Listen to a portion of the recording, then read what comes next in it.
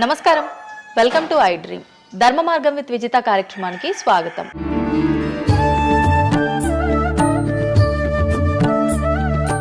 ప్రస్తుతం మనతో పాటు ఉన్నారు ప్రముఖ జ్యోతిష్యులు వేణుస్వామి గారు. ఇప్పుడు వారితో మాట్లాడి మరిన్ని విషయాలు తెలుసుకుందాం. ముఖ్యంగా మనకెన్నో సందేహాలు ఉంటూ ఉంటాయి, వాటి గురించి అడిగి తెలుసుకునే ప్రయత్నం చేద్దాం. నమస్కారం అండి. నమస్తే తల్లి. ఓం నమో వెంకటేశాయ. వెంకటాద్రి సంస్థానం బ్రహ్మాండే నాసికించిన వెంకటేశ సమోదేవో నా భూతో నా భవిష్యతి. ఇప్పటి వరకు కూడా రకరకాల విపత్తులు అయితే మనం చూసాం. గత ఉగాది మన కొత్త సంవత్సరం నుంచి కూడా ఇప్పటి వరకు చాలా విపత్తులు చూసినాం. అంటే పంచభూతాల్లో ఒక్కొక్కటి ఒక్కొక్క ప్రళయంగా, అగ్ని ద్వారా కావచ్చు, గాలి ద్వారా కావచ్చు, రకరకాలుగా. ఇప్పుడు ఈ గ్రహాల మార్పుల వల్ల ఏవో రాబోతున్నాయని, మొన్న రీసెంట్గా బ్రహ్మంగారి ఇల్లు కూలింది అని, అంటే ఎక్కడ ఏ మూలన ఏం జరిగినా కూడా దాన్ని ప్రతి ఒక్కదానికి లింక్ చేసి దానివల్ల ఏదో దుష్ప్రభావాలు రాబోతున్నాయి, దీనివల్ల ఇబ్బందులు పడబోతున్నారని చెప్తున్నారు. మరి ఈ 2026 మనమైతే ఉగాది నుంచి చూసుకుంటాం, కానీ ఆంగ్ల నూతన సంవత్సరం రాబోతోంది. దీని ద్వారా మనకు ఉగాది వరకు ఈ మధ్య కాలంలో ఎలా ఉండబోతోంది, గ్రహాలు రాశుల పరంగా చూసుకుంటే, పంచభూతాల పరంగా చూసుకుంటే, తర్వాత మనకి సంవత్సరం మారిన తర్వాత ఎలా ఉండబోతోంది. 20 నిమిషాలు ఆడుకుందామనే ప్రయత్నం చేసిన నీకు ఇప్పుడు చిన్న ఫినిషింగ్ టచ్ ఇస్తా. అసలు నువ్వు జనవరి 1కు ముందు నా దగ్గరికి ఇంటర్వ్యూకి ఎందుకు వచ్చినావు? ఎందుకు రావు? ఉగాది కదా నువ్వు రావాలి. ఉగాదిది సపరేట్, అప్పుడు కొత్త పంచాంగం దృష్ట్యా ఇది సపరేట్. క్వశ్చన్ లేదు. ఎందుకని? తప్పు. దీనికి ఆన్సర్ చెప్పినాకనే ముందరకు పోవాలి మనం. ఉగాది 2026 మార్చి 19 నాడు శ్రీ పరాభవన సంవత్సరం వస్తుంది. దానికి కదా మనం పంచాంగం తీసుకోవాలి. నేను ఎందుకు ముందుగా వచ్చానంటే నేను దానికి ఆన్సర్ చెప్తా. మీరు ఎట్లాగో బిజీ పూజల్లో, మళ్ళీ నాకు అవకాశం దొరుకుతుందో లేదో తెలియదు. కాదు కాంపిటీషన్ జీవితములో నిన్ను నువ్వు నిలబెట్టుకోవడానికి కొత్తదనాన్ని ఎంచుకొని నిన్ను నమ్ముకున్నటువంటి ఓనర్కు నీ పూర్తి కర్త కర్మ క్రియ నీ రిజల్ట్ను ఇవ్వడానికి నువ్వు చేస్తున్నటువంటి ఒక ప్రయత్నం, నిన్ను నువ్వు జనాల్లో కొత్తగా ప్రొజెక్ట్ చేసుకోవడానికి చేస్తున్నటువంటి ప్రయత్నం.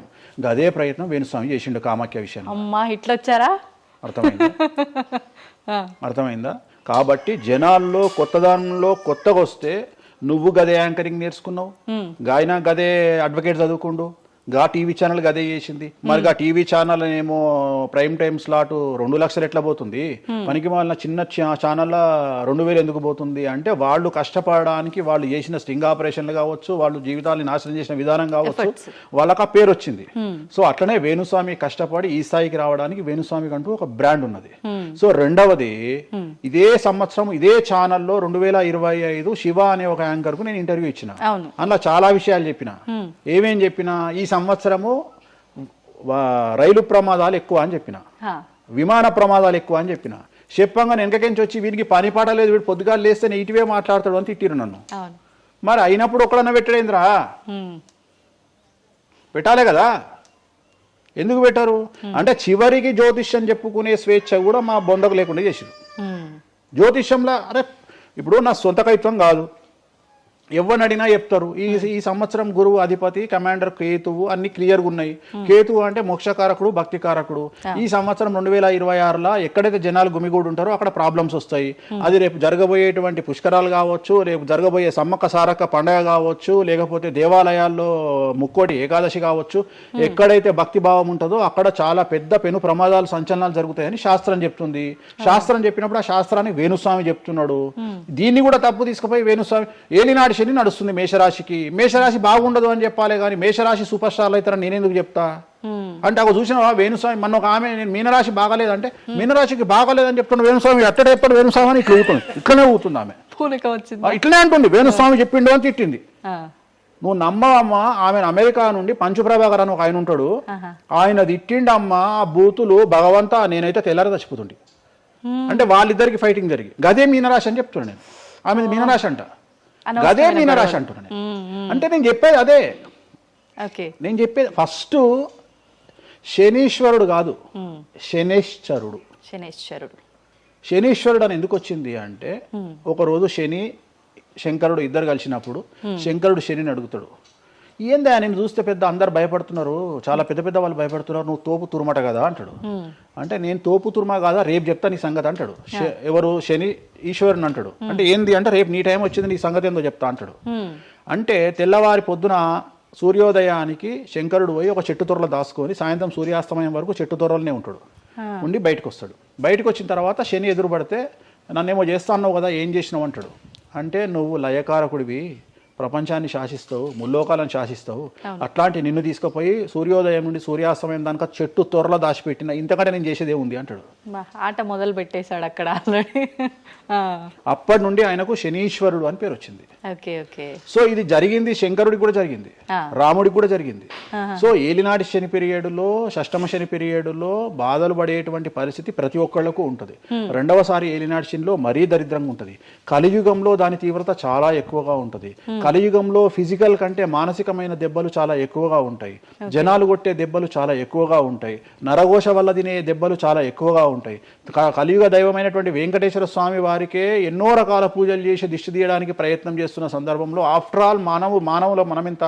సో మన మీద ఎన్నో రకాల దుష్ప్రయోగాలు ఉంటాయి, ఎన్నో రకాల నరఘోషలు ఉంటాయి. సో ఇవన్నీ జనాలకు తెలియజేయాల్సిన బాధ్యత ఒరిజినల్ పండితుడిగా, ఒరిజినల్ జ్యోతిష్కుడిగా నా మీద ఉంది.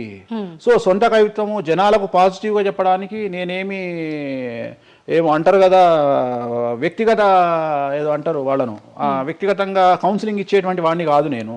సో నేను శాస్త్రం ఏం చెప్పిందో నేను దాన్ని మాత్రమే జనాలకు చెప్పడానికి నేను ఇక్కడ ఉన్నా. అంతేగాని క్యాన్సర్ వచ్చిన పట్టుకొని నీకు ఏం లేదు అని చెప్పి వాడిని ఇంటికి పంపించి 2 రోజుల తర్వాత సచ్చేటట్టు చేసేటువంటి నీచుండి నేను కాదు. క్యాన్సర్ వస్తే క్యాన్సర్ వచ్చింది, ధైర్యంగా బతుకు, ఇంకా బతుకు, నీ కోరికలు తీర్చుకో, అన్ని కోరికలు తీసుకొని సావు అని చెప్తా. రెండవది, అన్ని తిని 60 ఏళ్ళు పోతే ఏం తినకుండా 80 ఏళ్ళు బతికితే లాభం లేదు. సో కలియుగంలో ఇవన్నీ సమస్యలు చాలా తీవ్రంగా ఉంటాయి. భార్యాభర్త కారులో పోతే పక్కింటోడు ఏడిస్తాడు, మంచి కారు కొనుక్కుంటే ఏడిస్తాడు, ఒక పిల్లగాడు మంచి ఉత్తీర్ణత శాతంలో పాస్ అయితే ఏడిస్తారు, మంచి ఉద్యోగం వస్తే ఏడిస్తారు, ఒక పొలిటికల్ బాగుంటే తెస్తాడు, ఒక యాంకర్కు డబ్బులు వస్తే తెస్తాడు. సో ప్రతి దగ్గర ఏడుపు ఏడుపు ఏడుపు, జలసు అనేటువంటిది రాజ్యమేలుతున్నటువంటి సందర్భంలో తెలుగు రాష్ట్రాలలో అది పీక్ స్థాయిలో ఉండేటువంటి పరిస్థితులలో నిజాలు చెప్పి జనాలని భయానికి దూరంగా ఉంచాల్సినటువంటి బాధ్యత నాది, జరగబోయే నష్టం నుండి కాపాడాల్సినటువంటి బాధ్యత నాది అని ఇంతమంది రాళ్ళేసినా, ఇంత చెండాల పనులు చేసినా, వ్యక్తిగతంగా నన్ను విమర్శలు చేసినా నేను ఎవరిని వ్యక్తిగతంగా విమర్శించడం లేదు. ఎందుకంటే ప్రతి ఒక్కడి ముడి కింద ఖచ్చితంగా సమస్యలు ఉంటాయి. ఈ శుద్ధపూస ఎవడూ కాదు. నాకంటూ నెల రోజులు పక్కకు తీస్తే ఒక్కొక్కటి జాతకాలు చెప్పగలుగుతా అందరివి. నేను వాటి జోలికి బోదలుచుకోవట్లేదు. శాస్త్రం ఏం చెప్పిందో శాస్త్ర ప్రామాణికంగా నేను జనాలకు తెలియజేయాలని కోరుకుంటున్నా. సో లాస్ట్ ఇయర్ ఎట్లా జరుగుతుందో 2025లో అనుభవించిన కష్టం కంటే 2026 ఎక్కువ, 2026 కంటే 27 ఎక్కువ, 27 కంటే 28 ఎక్కువ. 2025 నుండి 28 వరకు సమాజంలో ప్రకృతిలో జరిగే సంఘటనల తీవ్రత చాలా ఎక్కువగా ఉండబోతా ఉంది. ప్రకృతి పరంగా, సామాజికంగా, అగ్ని ప్రమాదాల పరంగా, వాహన ప్రయాణాల ప్రమాదం, చాలా రకాల సమస్యలు ఈ సంవత్సరం ఉండబోతున్నాయి. ఓకే, రాశుల పరంగా ఎలా ఉంటుందండి? సో ఈ సంవత్సరం